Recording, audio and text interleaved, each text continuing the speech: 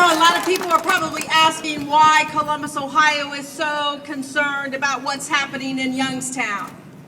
This community cares about our earth. This community cares about our air. And this community certainly cares about the health care of each and every one of us. And that's why it was so important that Jamie shared her story first. What happens when we have the fracking and the injections of chemicals into our earth, into our waterways, and bringing up gases and other kinds of chemicals? We care because it is not right. It is not fair, and it is not just. It is not just that we can't even find out what the damage is. We can't even investigate to see whether this is a kind of process that we need in order to get gas. You know, we're starting the celebration of Dr. Martin Luther King's birthday. I just came from an event at Columbus State Community College.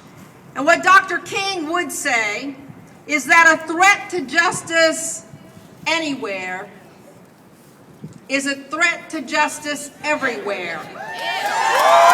This is a threat to Youngstown. This is a threat to Columbus. This is a threat to Steubenville and to Akron and to Toledo, anywhere that we are destroying Mother Earth.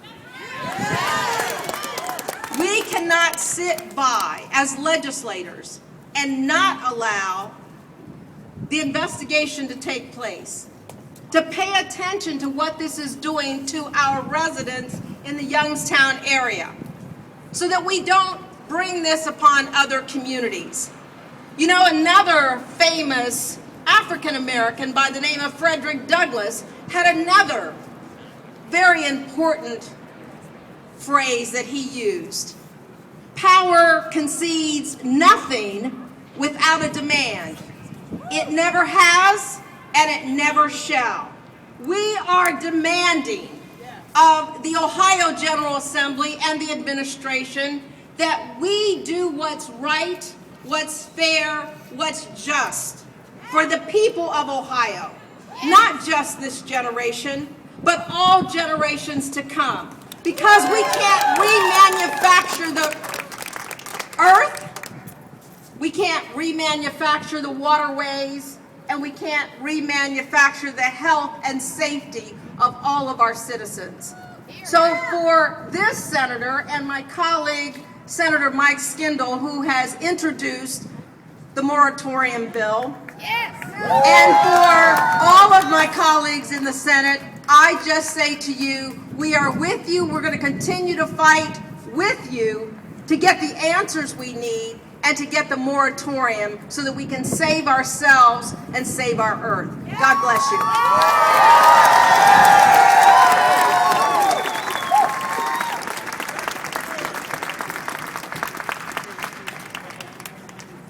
Okay. You know, we do still have some earth angels behind us, and we need to have their back. It's not easy doing what they're doing in the situation that they have to do it in. 2 years ago, the Natural Defense Resource Council petitioned the United EPA to remove the RCRA exemption from frack water. The frack water is very toxic, but it is exempt.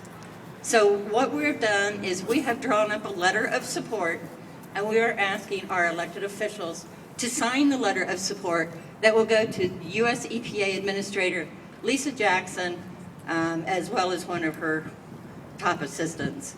If we can get the RCRA exemption removed, we can shut down fracking in Ohio. They would have no place to put all of the waste in Ohio and no place to put it from Pennsylvania, and we're told that the waste will also be coming from New York once they open up New York for drilling.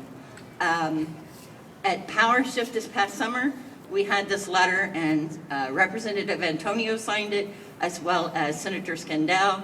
So I'm going to pass these letters out to the elected officials behind me, ask them to please consider signing this letter of support, and give them back to me.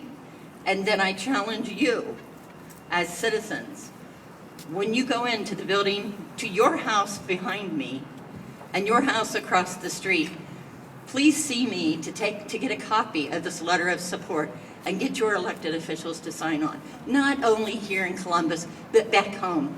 Ask your mayors, ask your county commissioners, ask your township trustees, be in every elected official's face that you can.